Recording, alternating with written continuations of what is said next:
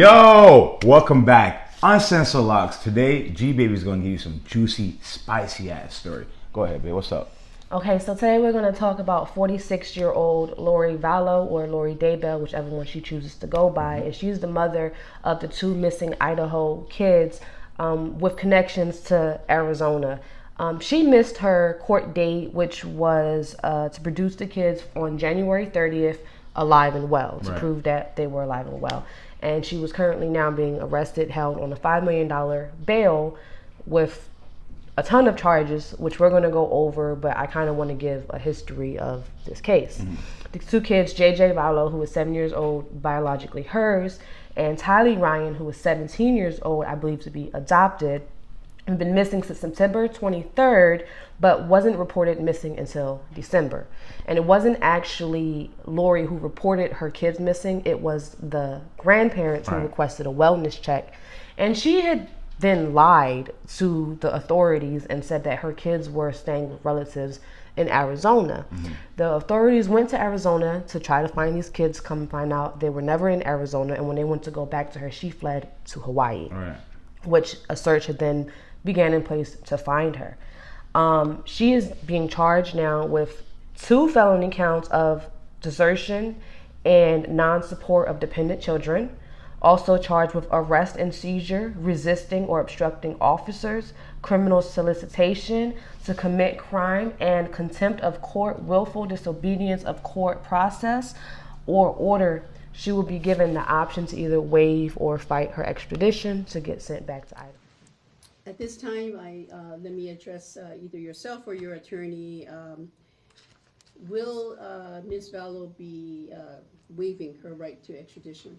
No, Your Honor. She is exercising her right to an extradition here. The For point these is, charges. she's in some shit because we can't find her fucking kids. Where are the kids? Just two missing kids.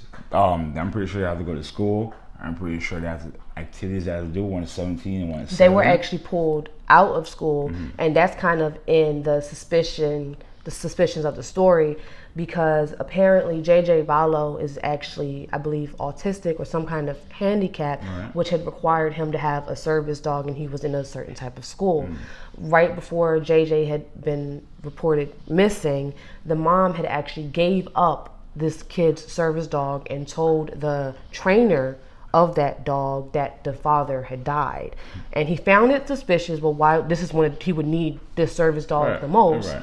And then shortly after that happened, the school came out and said there was a very weird thing going on with his attendance. His father, his biological father, before he was killed, had withdrew him from school, claiming that he would not be coming back to that school. Then the mom enrolled him back into that school, and then the mom withdrew him from that school. Like, it was just a lot of crazy things going on right before the time of the disappearance. Right. And another odder aspect behind that, Lori Vallow is actually also being held on suspicion. Well, not held on, but she's suspicious of the death of her estranged husband Right.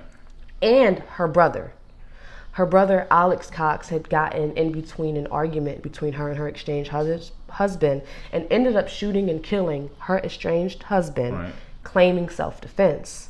2 to 3 weeks later, her brother is and now died. found dead, and 911 calls, which I'm going to be plugging in here, has actually been released. Older male, a middle-aged male. Um, um, He is breathing. yes, he's breathing, but very, very highly breathing. Okay, let me transfer the mesa or the medics. Do not hang up. Okay. Is this due to a drug Fire and overdose medical, or what is anything? the address of your emergency? Go over with it. Caller, are you on the line? Hello, is Sir. anyone there? Yes, this is. I'm here. Okay, you're for. Yes, that's correct. Okay, what is the emergency? I have a older male here named Alex. He just passed out here on my bathroom. Okay, is he awake Are you right breathing? now? I think he's passed out. Okay, you think he's unconscious? Yes. Okay, is he breathing normally, like you can see his chest rising and falling?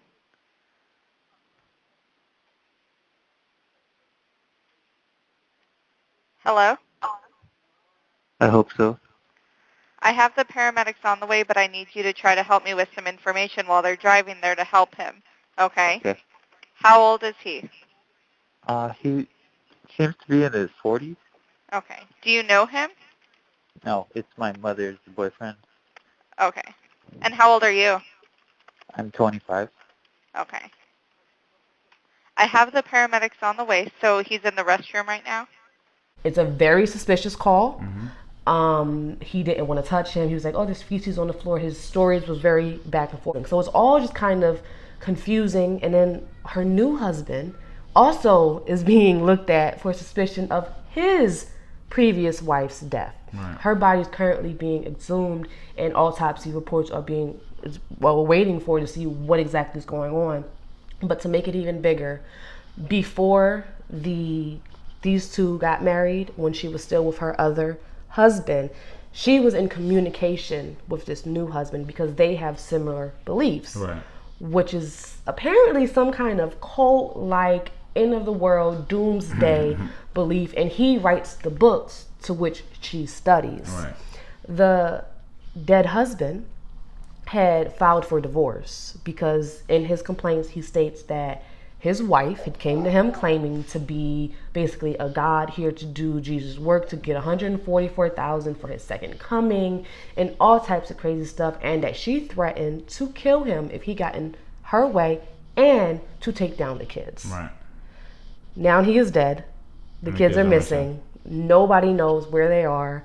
And as the investigation progressed, storage locker room found with all of the kids' belongings. Times in October and November. Some days they drop items off, some days they remove items. There's one particular day where it looks like it's a really heavy tote, and a man who is with Lori carries that out of the unit, and then he comes back in and removes a tire as well. Photos, it almost looks like a shrine. It almost looks like one of those, like where you go and remember someone or something like that. There were some blankets which, really stood out to me because one of the blankets was covered in photos that had been, pressed on, and one blanket was of Tylee and one blanket was of JJ. All their bikes, a backpack, and the mother was found with a 17-year-old Tylee Ryan's phone, which is a big deal because this same phone was used to send text messages to one of Tylee's friends who claimed she did not believe it was Tylee who was texting earlier on.